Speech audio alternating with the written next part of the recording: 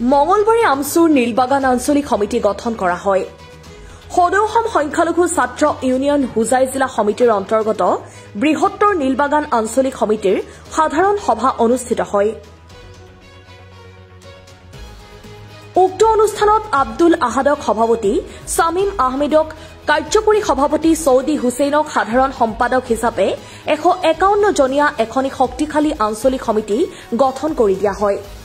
দালাল মুক্ত নিকা সমাজ গঢ়াৰ স্বাৰ্থত আৰু অন্যায়, অত্যাচাৰ, বেবিচাৰ তথা ড্ৰাগছ, বাল্য বিবাহ, শিশু শ্ৰমিক আদি সামাজিক ব্যাধিৰ বিৰুদ্ধে আমচুৰ সংগ্ৰাম অধিক শক্তিশালী কৰাৰ উদ্দেশ্যে নীলবাগান এলেকাৰ চাৰিওফালৰ যুৱকেৰে গঠিত সমিতিৰ নৱ নিযুক্ত সমূহ বিষয়ববীয়াক হোজাই জিলা আমচুৰ তৰফৰ পৰা আন্তৰিক অভিনন্দন জনায়।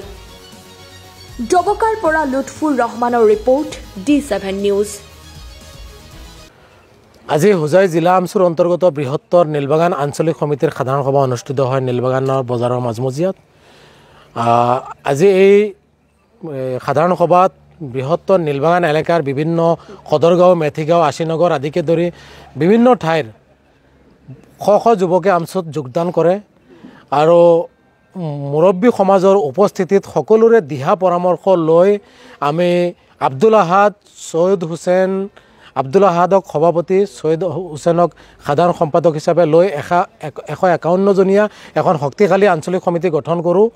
আৰু এই আঞ্চলিক সমিতিয়ে হোজাই জিলাৰ আমচুৰ অন্তৰ্গত বিভিন্ন আঞ্চলিক সমিতিৰ ভিতৰত এক শক্তিশালী ভূমিকা পালন কৰি বৃহত্তৰ নীলবাগান এলেকাখনত চলি থকা যিবোৰ অবৈধ কাৰ্যকলাপ আছে এইবোৰ বন্ধ কৰাৰ ক্ষেত্ৰত, নিচাজাতীয় দ্ৰব্য উঠি অহা প্ৰজন্মৰ মাজত প্ৰচলিত হৈছে এইবোৰ বন্ধ কৰাৰ ক্ষেত্ৰত আৰু বাল্য বিবাহ, বহু বিবাহ, শিশু শ্ৰমিকৰ দৰে সামাজিক ব্যাধি নিৰ্মূল কৰাৰ ক্ষেত্ৰত এক মুখ্য ভূমিকা পালন কৰিব বুলি আমি আশা ৰাখিছোঁ। সমান্তৰালভাৱে এই সমাজ ব্যৱস্থাত একাংশ মধ্যভোগী দালালে যিধৰণে গ্ৰাস কৰি উঠিছে, এই দালালসকলক উৎখাত কৰি এখন নিকা সমাজ গঢ়াৰ স্বাৰ্থত তেওঁলোকে নিষ্ঠাৰে, সততাৰে এই নিষ্পেষিত, নিৰ্যাতিত যি সংখ্যালঘু লোকসকল আছে এই লোকসকলৰ অধিকাৰ প্ৰাপ্তিৰ এই সংগ্ৰামখন অধিক শক্তিশালী হিচাপে লৈ যোৱাৰ ক্ষেত্ৰত তেওঁলোকে এক মুখ্য ভূমিকা পালন কৰিব বুলি আমি আশা ৰাখিছোঁ।